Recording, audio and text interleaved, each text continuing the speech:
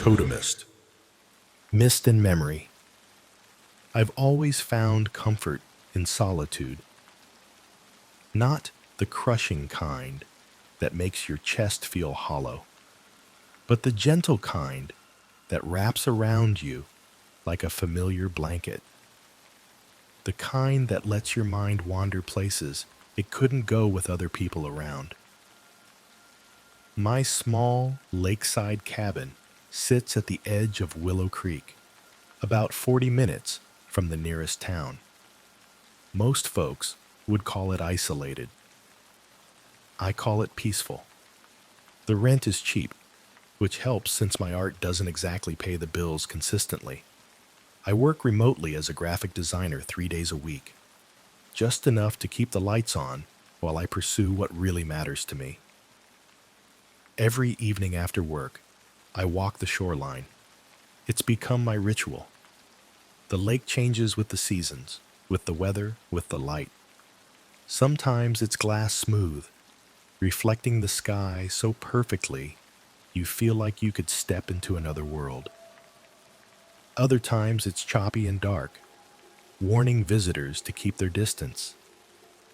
I've painted it hundreds of times, and somehow, it's never the same canvas twice.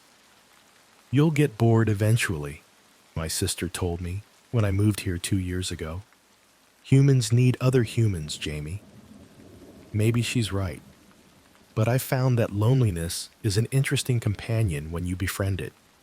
It sharpens your senses, makes you notice things that contentment might blur, the way light fractures through tree branches, how mist rises from the water at dawn like spirits stretching awake, the different voices the wind has, sometimes a whisper, sometimes a moan, sometimes a song without words.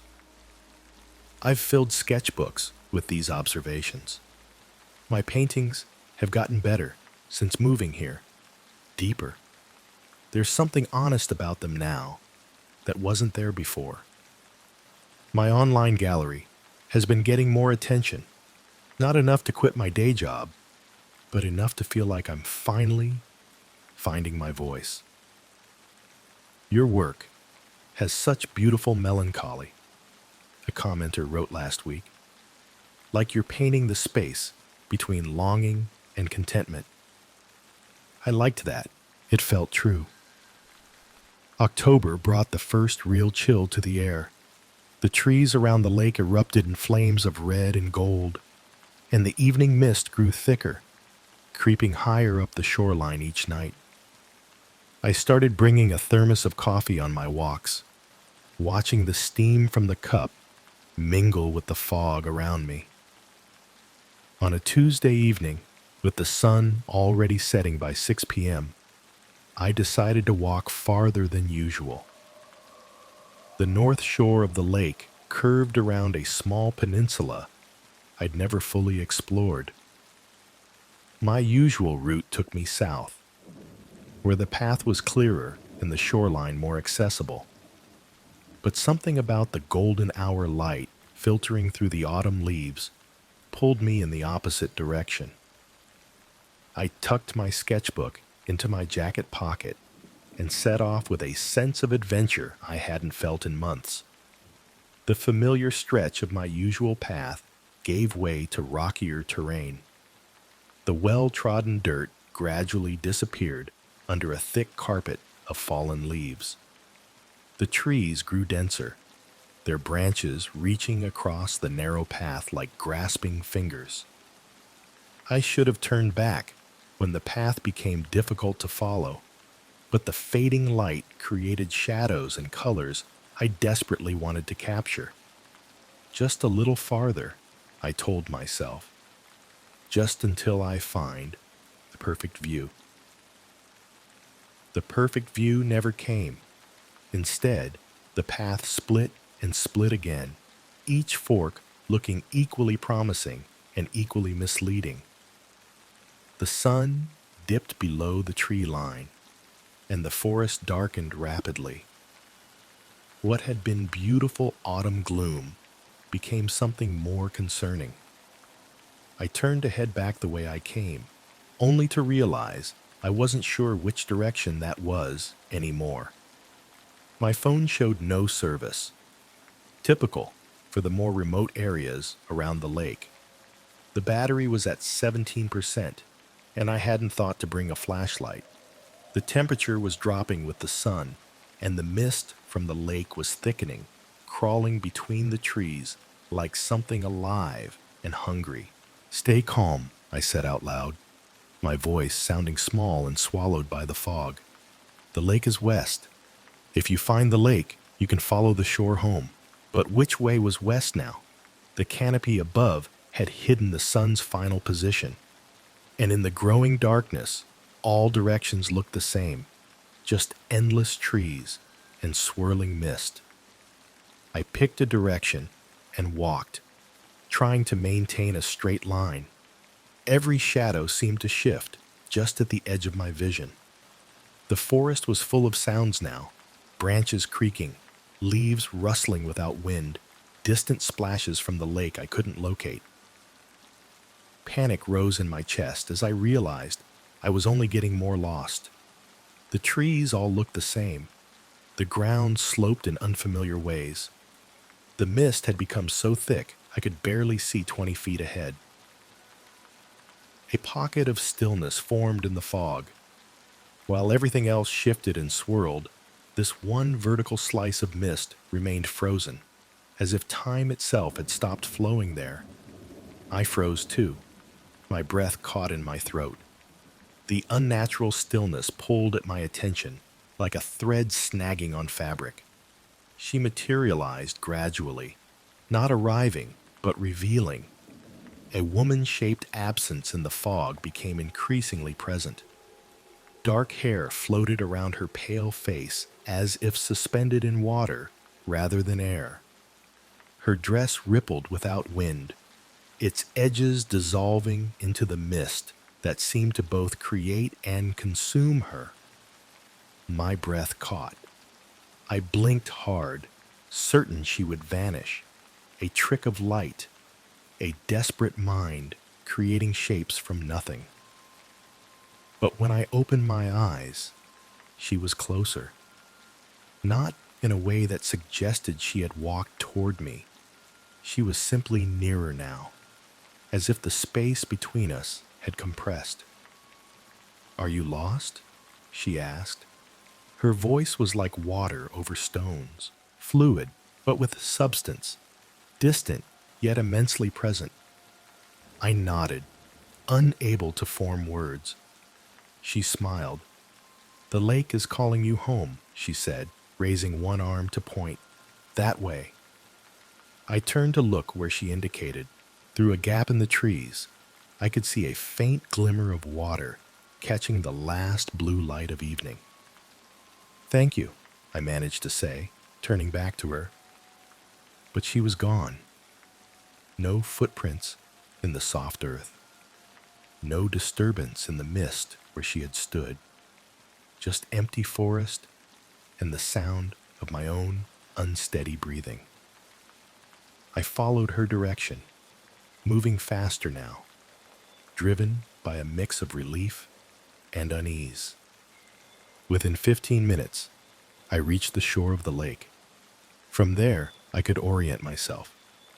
My cabin was visible in the distance, a warm light in the window I'd left on for my return. As I walked the final stretch home, I couldn't shake the image of her face. There had been such profound sadness in her eyes, but her smile held genuine warmth. Who was she? What had I seen? The rational part of my mind offered simple explanations. Another hiker, a resident from the far shore I'd never met. A combination of fear and failing light playing tricks on me. But I knew better. The way she appeared and disappeared. The way her dress moved in still air. The way she seemed made of the same substance as the mist itself. I had encountered something beyond ordinary explanation, and strangely, I wasn't afraid. I was fascinated. I couldn't paint anything else after that night. My brushes wanted only to recreate her, the curve of her cheek, the darkness of her eyes, the way the mist seemed to both create and dissolve her at the edges. I filled canvas after canvas with attempts to capture what I'd seen, but none of them felt right. None of them captured the impossible quality of her presence. My online followers noticed the shift immediately. "Your new muse is haunting," one commented. If they only knew how accurate that word was. A week passed, and I found myself returning to the North Shore each evening, venturing deeper into the woods where I'd gotten lost. I told myself I was just seeking new perspectives for my art, but I knew the truth. I was looking for her. She never appeared. I retraced my steps as best I could remember them, wandered for hours in the growing cold, but the forest remained empty of anything but natural shadows and ordinary mist. My obsession grew with each passing day. I researched local history, looking for stories about the lake, about women who might have perished there. I found nothing specific, though every body of water has its tales of tragedy. Willow Creek Lake was no different. Boating accidents over the decades, a few unfortunate swimmers, even rumors of a heartbroken woman who walked into the deep water one winter night in the 1940s. Was she one of these lost souls? Or something older, something tied to the land itself before it was ever touched by human tragedy? My art changed. Everyone noticed. My usual landscapes, lonely but serene, gave way to more unsettling images. The lake at night, the boundary between water and mist blurred, and always subtly worked into the background the suggestion of a female form. Sometimes just the hint of a profile in the fog. Sometimes a pale arm reaching from behind a tree. Sometimes just two dark eyes watching from the depths of a shadowed forest. I sold more paintings in those 3 weeks than I had in the previous 6 months. There was something about these new works that resonated with people. They couldn't look away. Neither could I. My sister called, concerned about my increasingly erratic texts and social media posts. "You don't sound like yourself," she said, her voice crackling through the spotty connection. "Maybe you should come stay with me for a while. This isolation isn't good for you." "I'm not isolated," I told her. "I've found connection here. Something profound." "With who?" she asked. "You never mentioned meeting anyone." I couldn't explain. How could I tell her that the most meaningful encounter of my life had been with someone who might not even exist in any conventional sense? She would worry more, not less. "My art," I said instead. "I've found connection through my art." It wasn't entirely a lie. My mysterious woman of the mist had transformed my work, had given me a focus and passion I'd never experienced before. Wasn't that a kind of relationship? As November deepened, the mist became a near-constant presence on the lake. It hung in the air from dusk until mid-morning, transforming the familiar landscape into something dreamlike and fluid. I spent more time in the woods than in my cabin. My day job suffered. I called in sick more than was acceptable. My savings dwindled as I invested in new canvases, new paints, better brushes. Nothing mattered except capturing her, finding her again. On a particularly cold evening, with frost forming on the fallen leaves, I ventured farther north than ever before.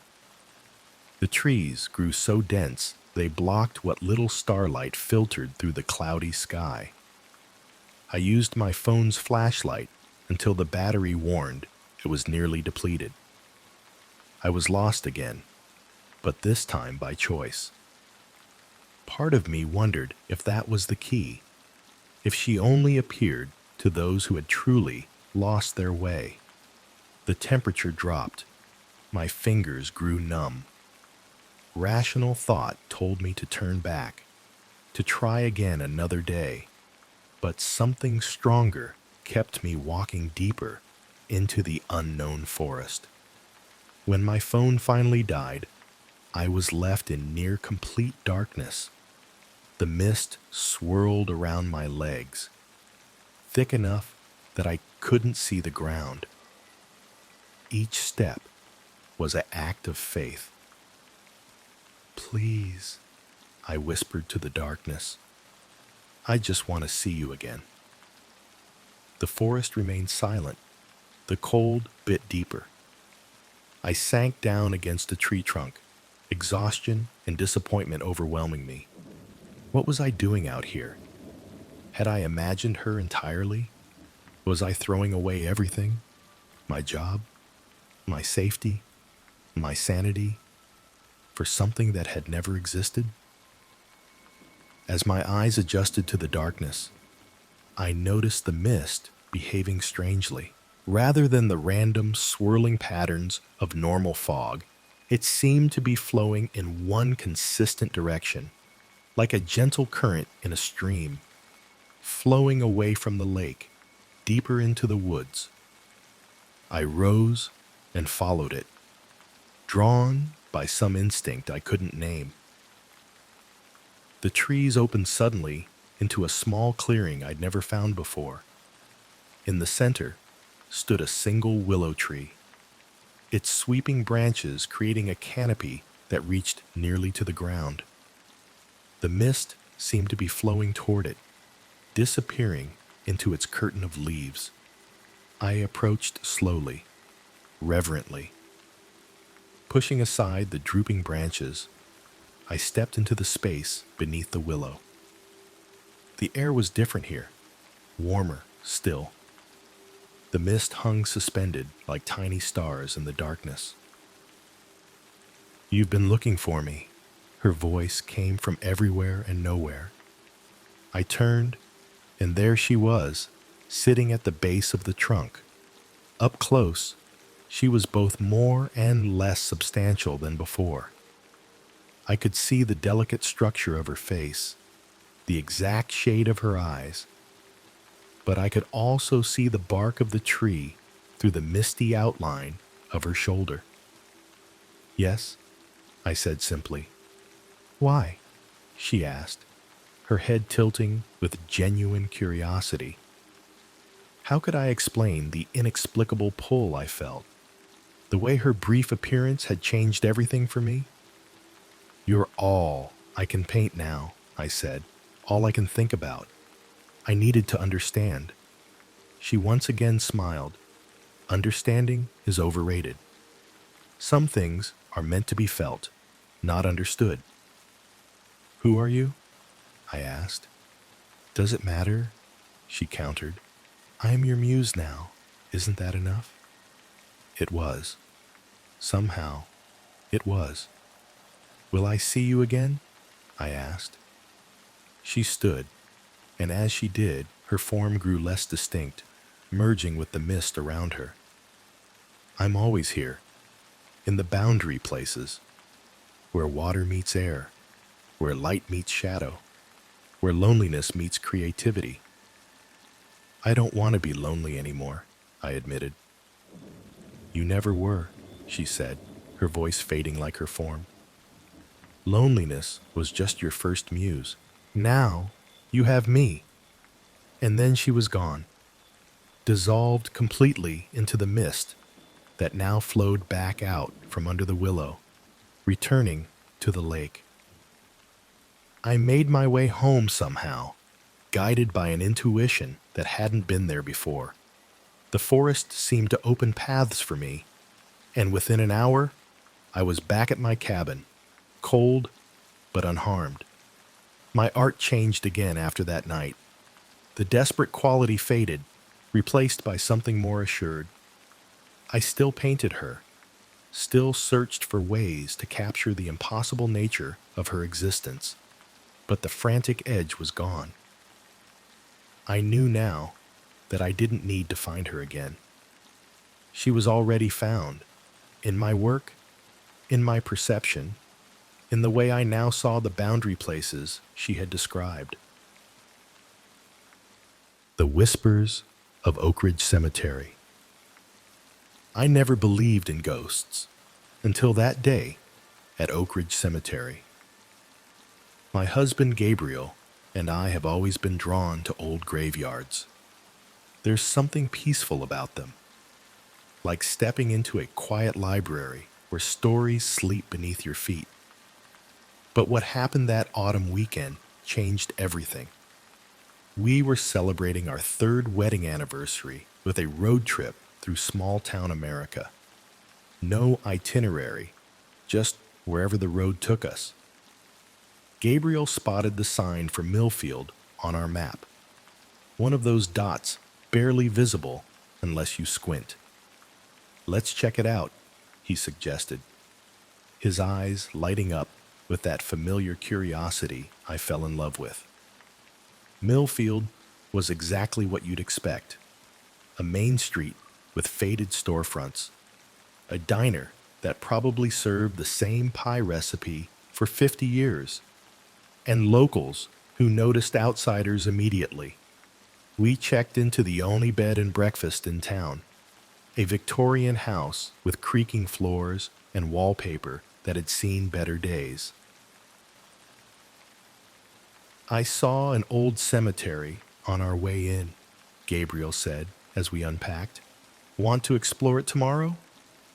I smiled, already knowing my answer. This was our thing, wandering through graveyards, reading the epitaphs, imagining the lives of people long gone. Most couples have dinner and movies. We had picnics among tombstones and stories about strangers who lived centuries ago. The next morning brought perfect cemetery weather. Overcast skies with a gentle breeze that rustled through the trees. Oakridge Cemetery sat on a small hill overlooking the town, surrounded by a wrought iron fence with an arched entrance. The gate creaked as Gabriel pushed it open, the sound echoing in the quiet morning. "After you, Camila," he said with a dramatic bow.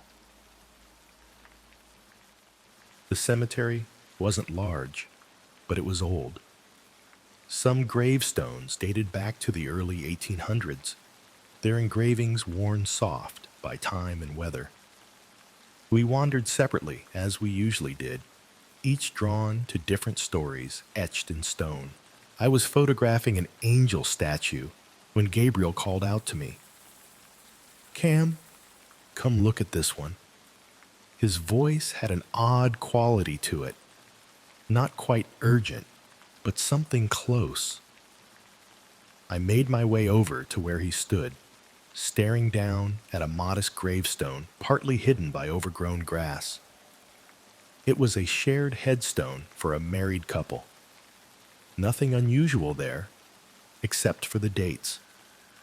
Thomas and Eleanor Reed, both born in 1905, both passed in 1930. Only 25 years old. "They were so young," I said, kneeling to brush away the grass covering the lower part of the stone. Below their names and dates was an inscription. "Together in life, together beyond. What love has joined, not even time can separate." Something about those words sent a chill through me, despite the mild weather. Gabriel must have felt it too, because he reached for my hand, squeezing it gently. "I wonder what happened to them," he said quietly.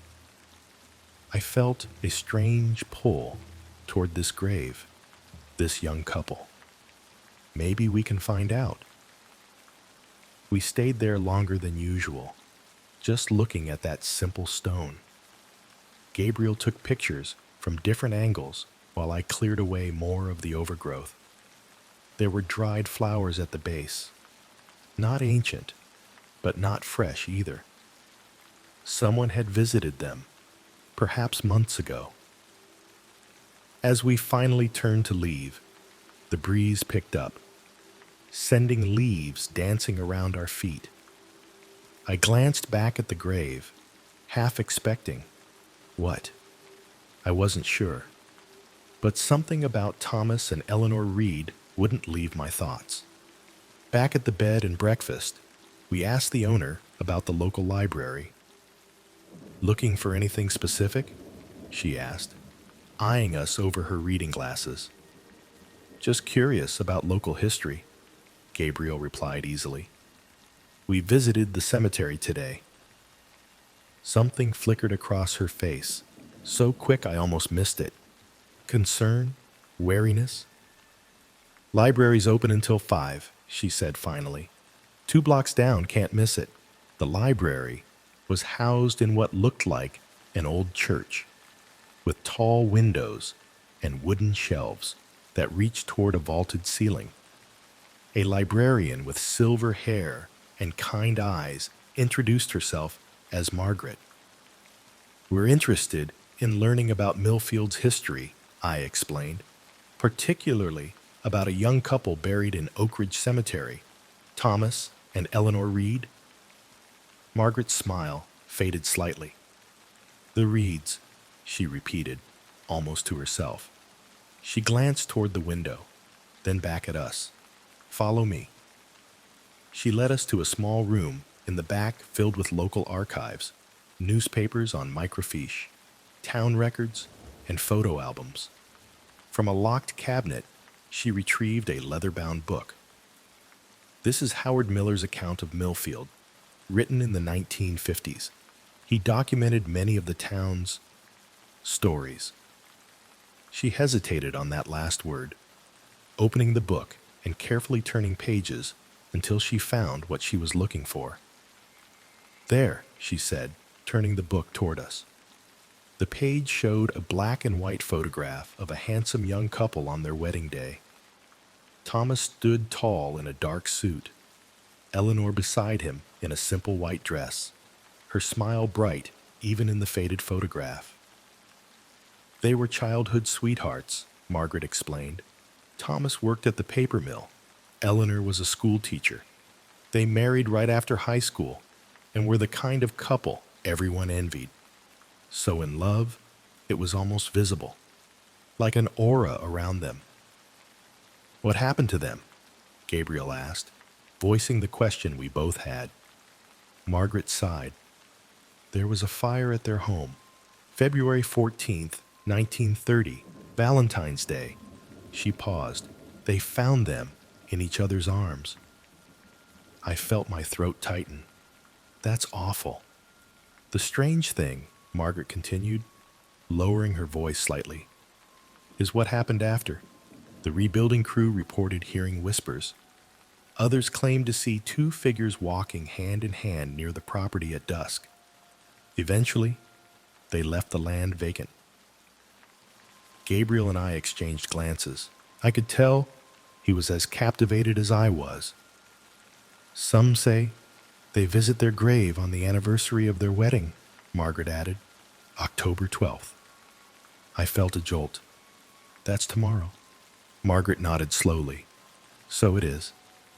We spent the rest of the afternoon going through newspaper clippings about the Reeds, their wedding announcement, a small article about Eleanor winning a teaching award, and finally, the report of the fire that took their lives.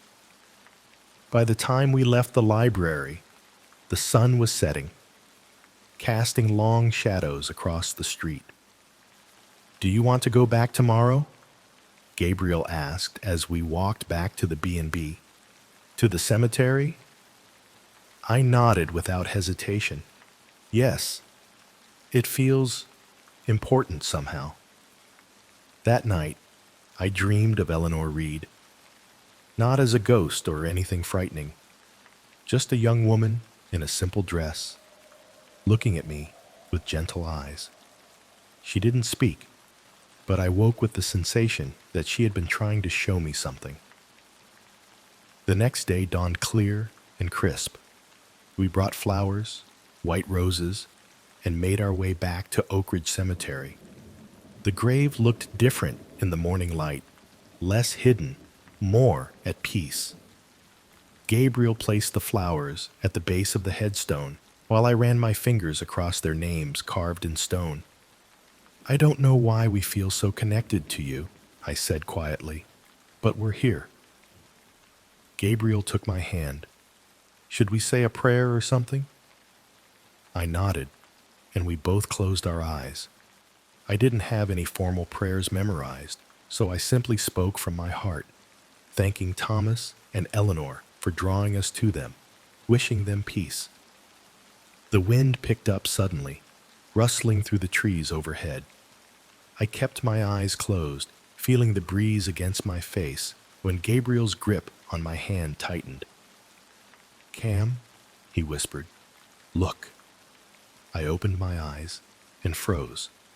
Before us, where empty air had been moments before, stood two translucent figures. A young man and woman, their forms shifting like smoke in the wind, but unmistakably human. They stood close together, his arm around her waist, her head leaning against his shoulder. Thomas and Eleanor Reed, just as they appeared in their wedding photograph. I couldn't move, couldn't speak. They weren't frightening. There was nothing menacing in their presence. Instead, they radiated a profound sense of peace and connection that brought tears to my eyes. Eleanor looked directly at me and smiled. Thomas nodded at Gabriel. Then, as we watched, they turned to each other. Thomas brushed a ghostly hand against Eleanor's cheek before drawing her into an embrace. The love between them was palpable, a tangible force in the morning air. As they held each other, their forms began to fade, becoming more transparent until they dissolved completely into the sunlight filtering through the trees. Gabriel and I stood in silence for several minutes, still holding hands, neither of us quite believing what we'd witnessed.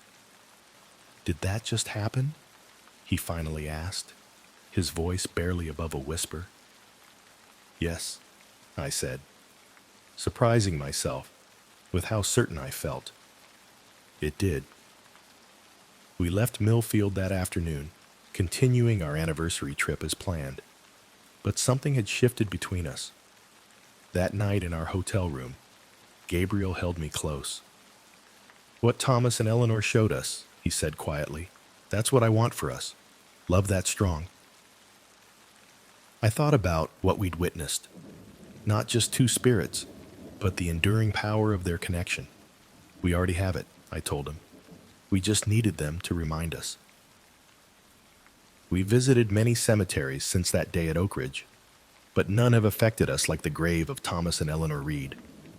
Sometimes I think about going back, but another part of me feels it isn't necessary. They showed us what we needed to see. I never believed in ghosts until that day. Now, I believe in something even more powerful. Love that transcends the boundary between worlds. And on quiet nights, when Gabriel and I sit together in comfortable silence, I sometimes feel a gentle breeze move through the room, like distant whispers reminding us of what truly lasts. Spirits of the Dance. Every summer, when school let out, my parents would ship me off to my grandma's house in Pine Haven, a tiny town nestled between rolling hills and dense forest. Most kids would have hated being exiled to a place with one convenience store and spotty internet, but I looked forward to it. The freedom of small-town summer felt infinite compared to my structured suburban life. Grandma lived on Maple Street in a neighborhood where the houses sat far apart, separated by sprawling yards and trees. Her next-door neighbor was Ms. Eleanor Davis, a former ballet dancer who had once performed with some prestigious company in New York. At least, that's what Grandma told me. Ms. Eleanor rarely left her house during daylight hours. She has a condition, Grandma explained when I asked why Ms. Eleanor's curtains were always drawn. Her skin is very sensitive to sunlight. That first explanation made Ms. Eleanor instantly fascinating to my 10-year-old imagination. I pictured her as a vampire from the PG movies I was allowed to watch, elegant and mysterious. The reality was both more mundane and more interesting. I caught glimpses of her sometimes in the evenings, a thin figure tending to her garden in the fading light, wearing wide-brimmed hats and long gloves even in the summer heat. She moved differently than other adults, more deliberately, like each step was part of some forgotten choreography. My grandma's house was the unofficial headquarters for the neighborhood kids. There was Jake from across the street, whose family owned the local hardware store. The twins, Lily and Lucy, who lived 2 doors down. And Marcus, who lived with his dad at the end of the block and knew every shortcut through the woods. We spent our days building forts in the woods, riding bikes down to the creek, and playing elaborate games of make-believe.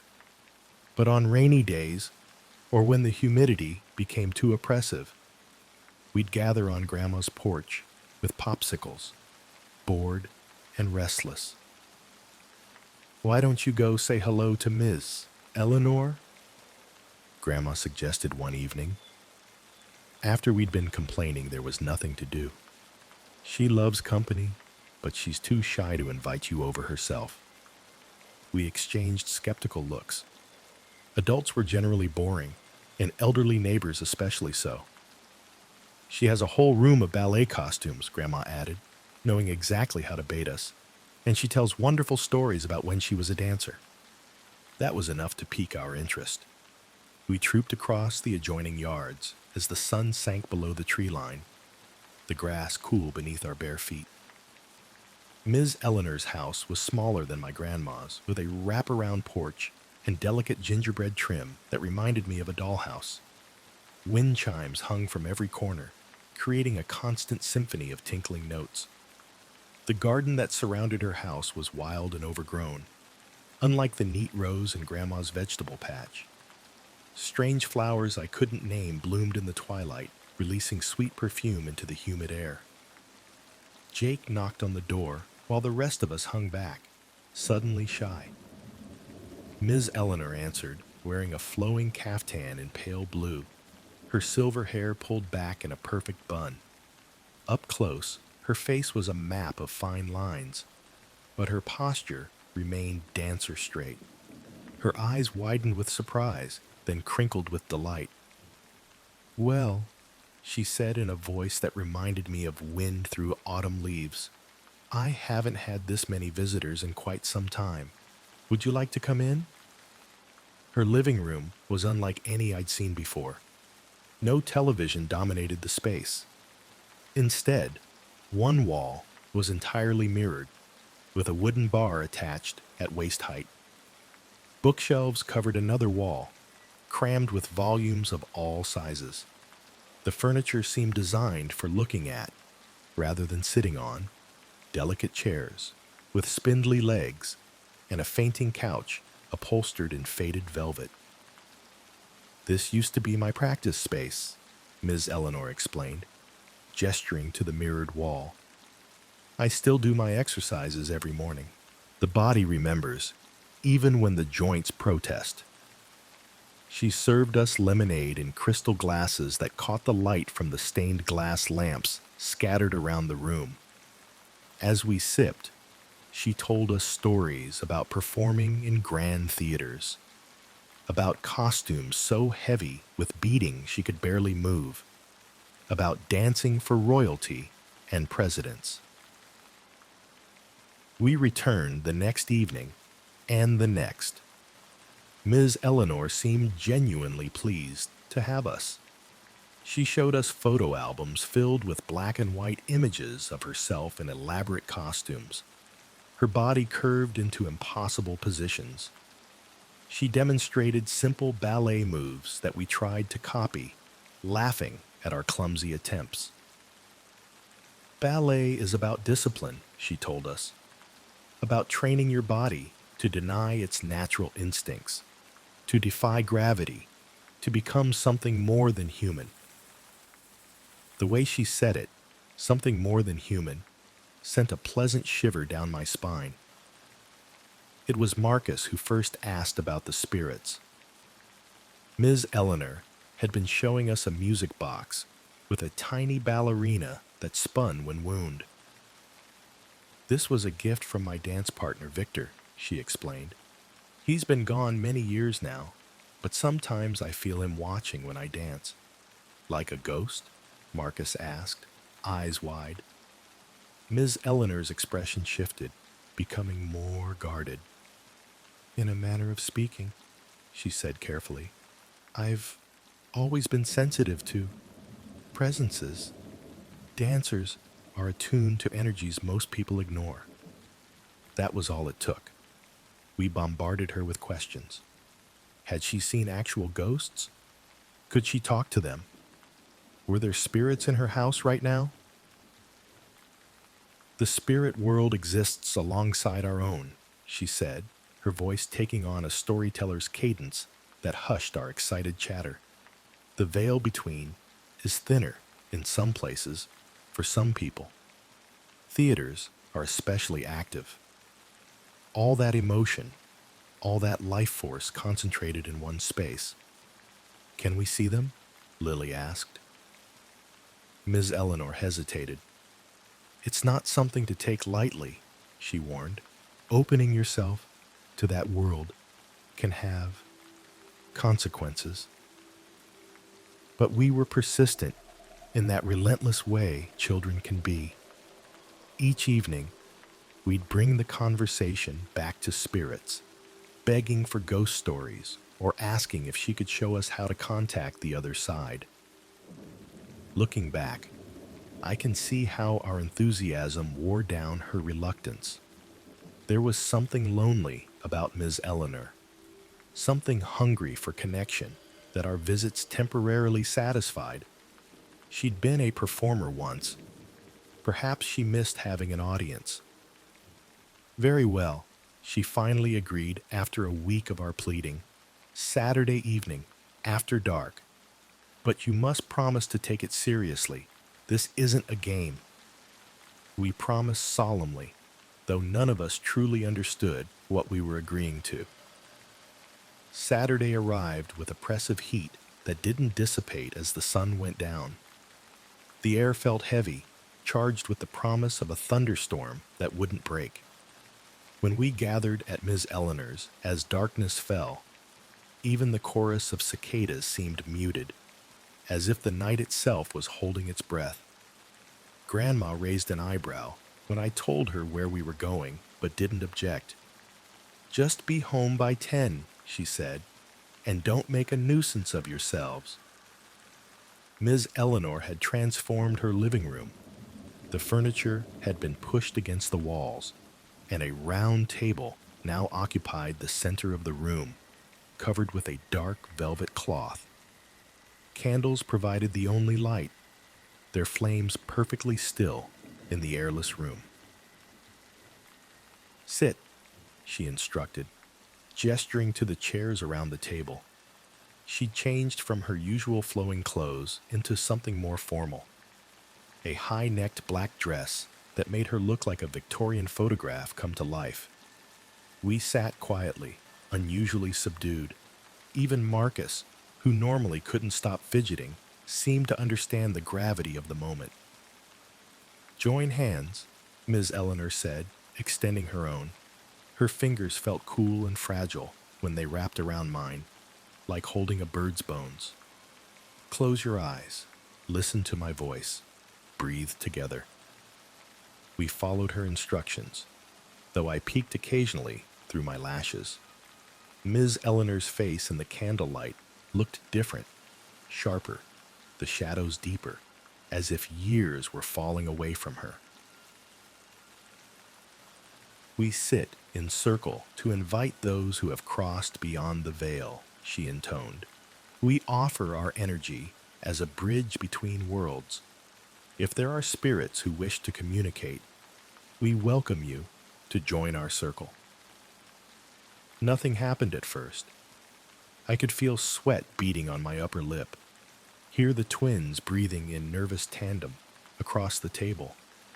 Then the candle flames flickered simultaneously, though there was no breeze. "Someone is here with us," Ms. Eleanor whispered. The temperature in the room plummeted.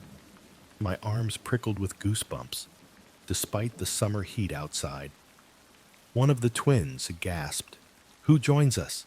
Ms. Eleanor asked, her voice surprisingly steady.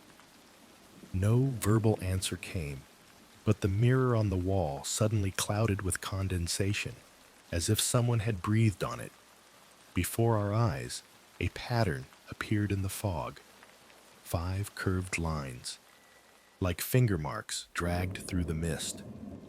Lucy whimpered. Jake's hand tightened painfully around mine. "We welcome you, friend," Ms. Eleanor continued, though I noticed a new tension in her voice. "Will you show us more of yourself?" The response was immediate. A photo frame on the bookshelf toppled forward with a sharp crack. Then another. Then a book flew from the shelf, landing with a heavy thud on the floor. "That's enough," Ms. Eleanor said, a note of command entering her voice. We asked for communication, not disruption. But whatever had joined us wasn't listening. The wind chimes on the porch began to ring violently, though the air remained still. The temperature dropped further until I could see my own breath clouding in front of my face. Another book flew across the room, and another. The music box on the mantel began to play on its own. The tinny melody distorted and too fast. "This circle is closed," Ms. Eleanor declared, dropping our hands and standing up. "You are not welcome here. Return to your own realm." In response, every candle in the room extinguished simultaneously. In the sudden darkness, someone screamed. I think it was Lily. I felt a cold pressure against my back, like hands shoving me. "Get out," Ms. Eleanor commanded, but I wasn't sure if she was talking to us or to whatever had invaded her home. Now! We didn't need to be told twice. We scrambled from our chairs in the darkness, bumping into furniture and each other in our haste to reach the door. I heard glass breaking, the continued thudding of books hitting the floor, and beneath it all, a sound like distant laughter. We burst onto the porch and kept running, not stopping until we reached Grandma's yard. We stood there panting, staring back at Ms. Eleanor's house. The windows glowed with uneven light, shadows moving behind the curtains. "What was that?" Jake finally asked, his voice cracking. None of us had an answer. Grandma took one look at our pale faces when we stumbled inside and decided not to enforce the 10 o'clock curfew. She made hot chocolate despite the heat and didn't ask questions when we insisted on leaving every light on. I couldn't sleep that night. My room at Grandma's faced Ms. Eleanor's house, and I kept my curtains firmly closed, afraid of what I might see if I looked out. But even with the curtains drawn, I couldn't block out the sounds. Sirens wailing in the quiet town, red and blue lights flashing through the fabric. I crept to the window then, unable to resist. An ambulance was parked in front of Ms. Eleanor's house, its back doors open. Neighbors in hastily donned robes had gathered on the street. And then the paramedics emerged, a stretcher between them with a small figure strapped to it. Even from a distance, I recognized Miss Eleanor's silver bun. As they loaded her into the ambulance, her head turned toward my grandma's house. For a moment, I was certain she was looking directly at my window, at me. Then the doors closed, and she was gone. The next morning, Grandma told us Ms. Eleanor had suffered a nervous episode. She would be staying at a facility in the next town over for a while. Poor woman, Grandma said, shaking her head. Living alone with her imagination all these years, it's not healthy. We never spoke about what happened that night, not even among ourselves. The next day, Marcus announced he'd rather go fishing than visit Ms. Eleanor's garden. The twins suddenly remembered their mother wanted them home early. Jake developed an intense interest in helping his dad at the hardware store. Just like that, the spell was broken. We returned to our regular summer activities as if that night had never happened. Ms. Eleanor's house stood empty for the remainder of my stay. Curtains drawn, garden gradually wilting in her absence. I never saw Miss Eleanor again. When I returned the following summer, a young couple had bought her house. They painted the exterior a cheerful yellow, removed the wild garden, and replaced it with a neat lawn. No wind chimes hung from their porch.